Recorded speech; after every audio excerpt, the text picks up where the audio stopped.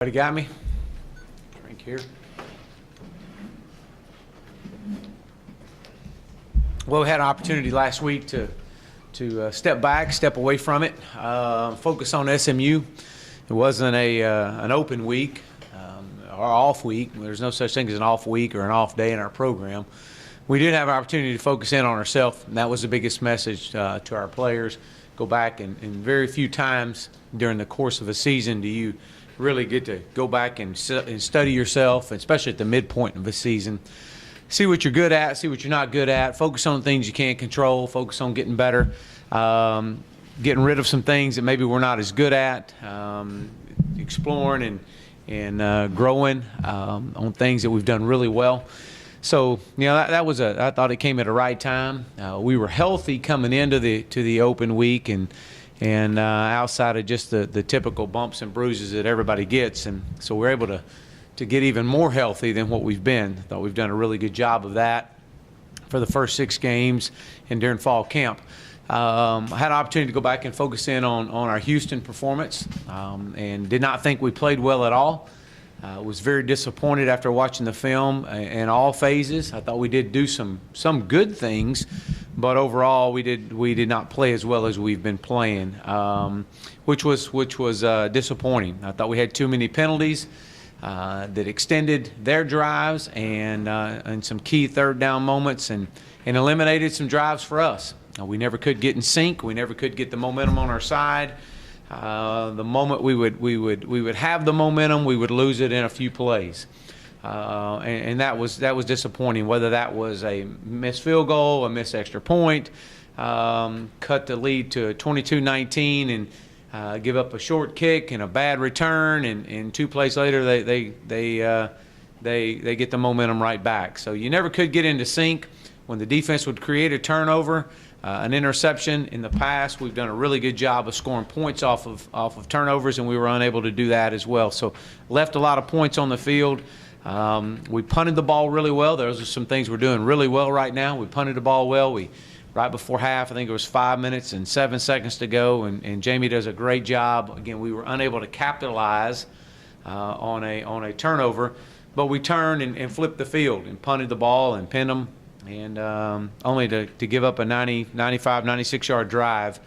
But yet get the ball right back, go down in a minute 7, and get a call that goes against us where I thought we could have had first and goal inside the 5, and we wound up having to try a field goal and to miss it. So, again, hard to get into rhythm, hard to get into from a play calling standpoint. We had too many missed tackles. We were very inconsistent on the back end again.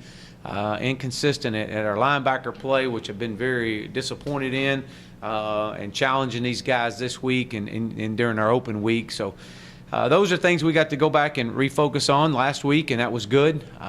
We've been one of the best red zone offenses in the country, and to have the ball inside the 25-yard line 3 times in the final 7 minutes of the game and unable to come away with any points, again, those are things you can't do when you're on the road playing. But I did feel like that this is a really good football team that we have, and we didn't play to our standard. But going back to last year when we lost a tough game at Tulsa, went into an open week, a chance to reflect on ourselves, we came out and played our best ball the final stretch of the season. All the way up to the last game. And so I expect no different. I think this is a great opportunity for our players. We're traveling to Cincinnati against a team that's much better than what their record indicates.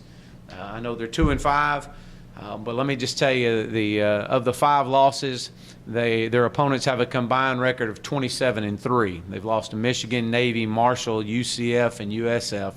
Those are all top teams in the conferences that they're in. And so this is Coach Fickell's first season at Ohio State. I've played against him when he was at Ohio State, and we played against each other in the Orange Bowl a few years ago. I think he's an outstanding defensive coach, an outstanding coach that's building his program. It's his first season there. So he's going through the building stages that we went through and continue to go through of changing a culture. He's got 2 great coordinators that are as good as there are in college football. He's got a defense that's big, especially across the front. They're very active. They got 6 starters returning.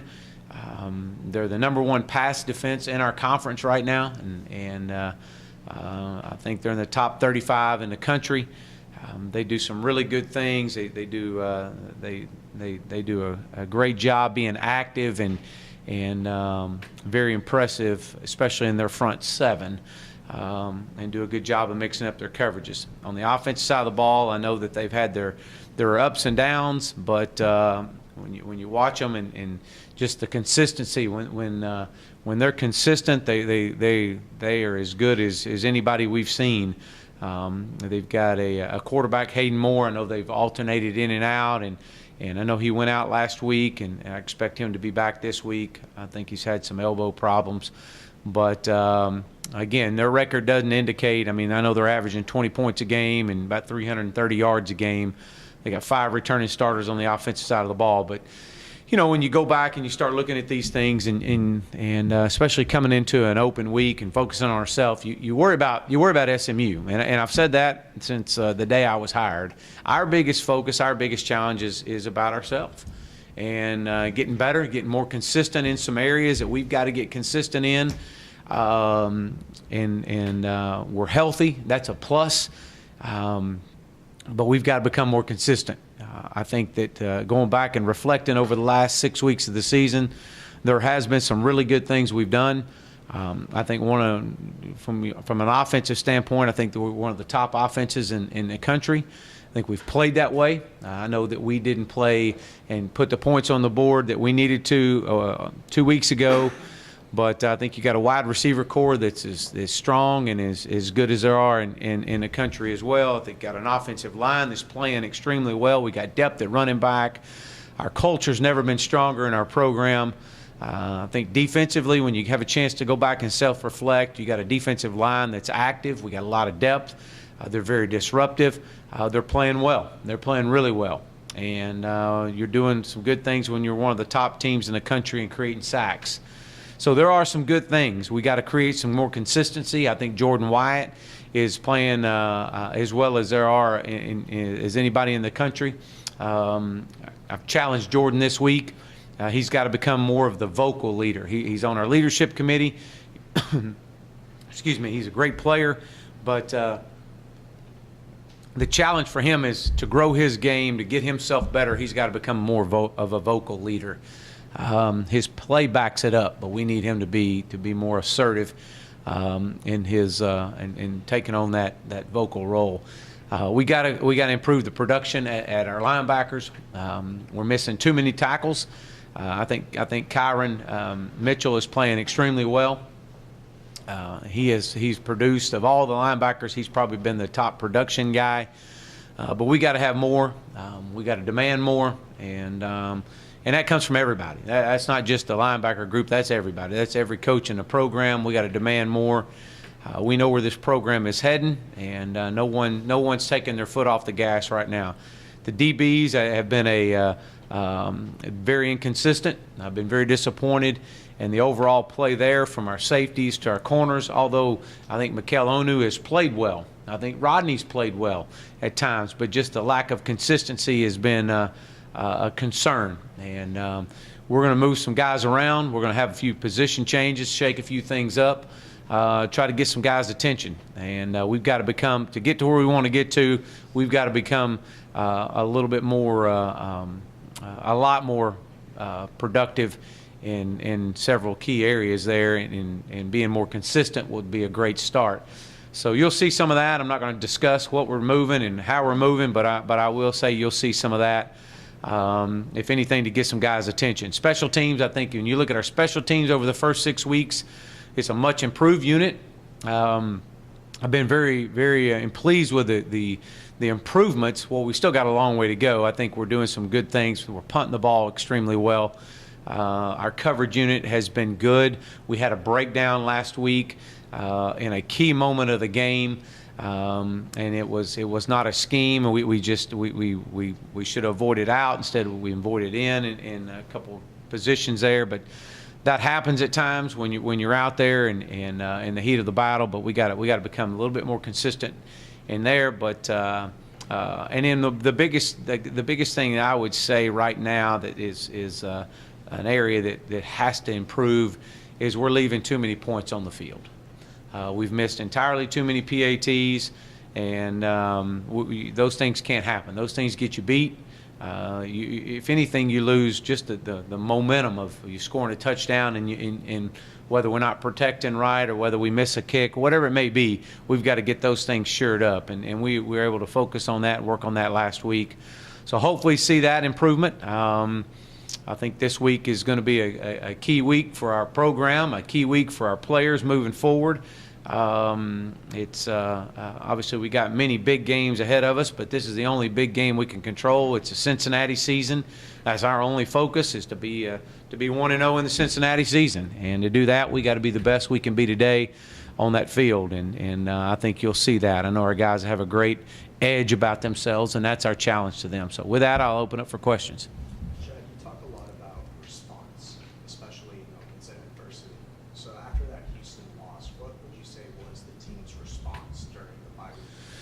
Really good week of practice. One of the things that we had to focus on, we got to get some more guys out there. We got to. Cortland Sutton can't play 75 snaps. Trey Quinn can't play 75 snaps. It just can't happen. We can't have,